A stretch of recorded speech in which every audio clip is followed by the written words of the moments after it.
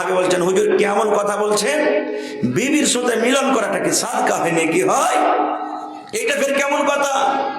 আল্লাহ রাসূল বললেন, সাহাবীরে, বিবির সাথে মিলন করা হাম স্ত্রী করা সাদকা, ওটা তোমার হালাল স্ত্রী যাকে তুমি মোহরানা দিয়ে বাড়িতে এনেছো।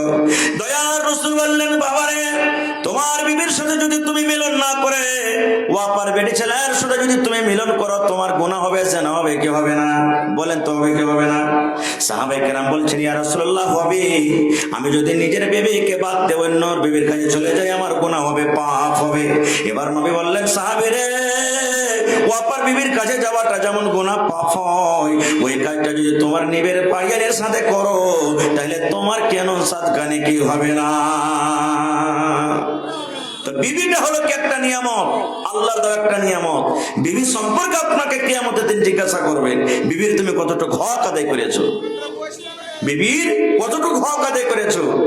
আল্লাহ রাব্বুল আলামিন মা খালারাকে জিজ্ঞাসা করবেন, রে আল্লাহর বান্দি, তোমার স্বামী হলো তোমার জন্য একটা নিয়ামত রে, কিয়ামতের দিন তোমার স্বামীর কতটুকু তুমি হক আদায় করেছো। কত ভাই এমন আছেন যে স্ত্রী নিয়ে জীবনে কোনোদিন সুখ শান্তি পাই না, সবসময় ক্যাচ ক্যাচ ঘ্যাচ ঘ্যাচ, লড়াই ঝগড়া ফাসাদ হতে থাকছে। পুরুষটা মনে করছে আল্লাহ কেনে বাড়িয়েছে, আমার বিদেশে থাকাটাই ভালো।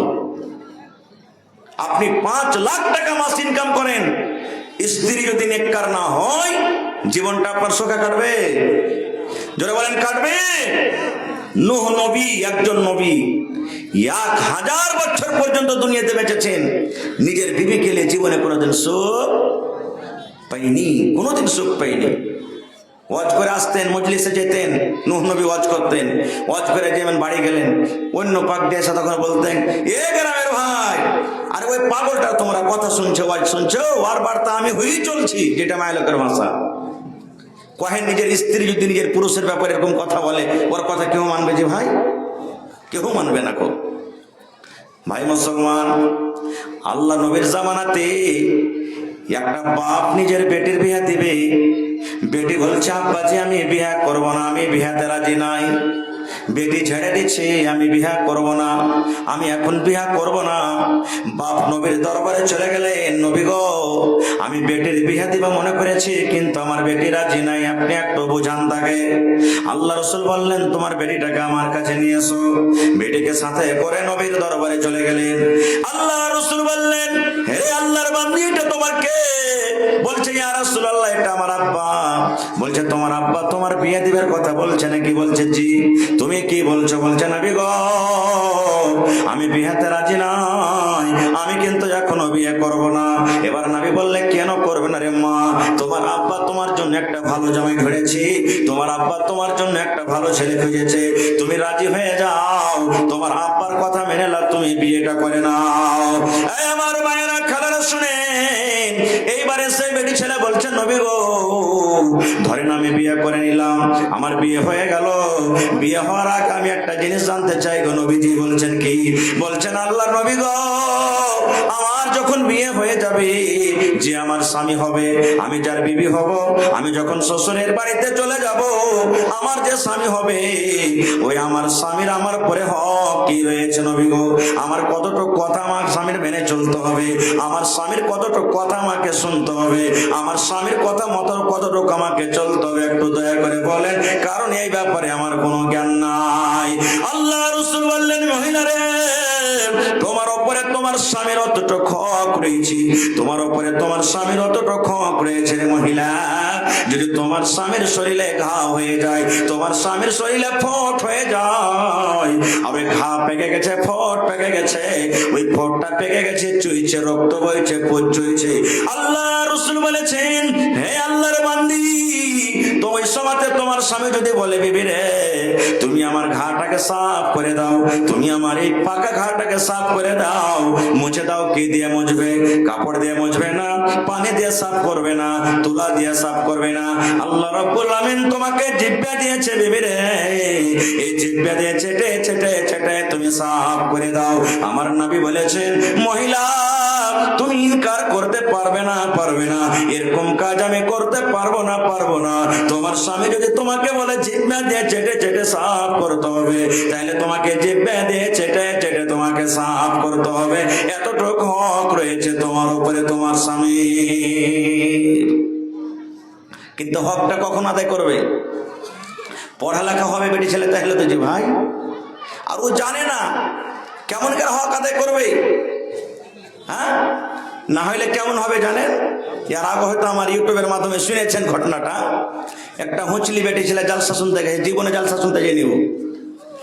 জালসা শুনতে যায় তখন মৌলানার মুখে ওয়াজ শুনেছে যে স্বামীর খিদমত করতে হয়। বাড়িতে গেছে, বাড়িতে যে আবার পুরুষটাকে হাল ভাইতে পাঠিয়ে দিয়েছে, তেল খড়িতে গরম করছে রসুন তেলা করে। আর ওই যে ধান কুটতো আগে মায়েরা খালরা এখনো কুটে, ওটাকে কি বলি আমরা? আর ওই লোহাখানটাকে কি বলি?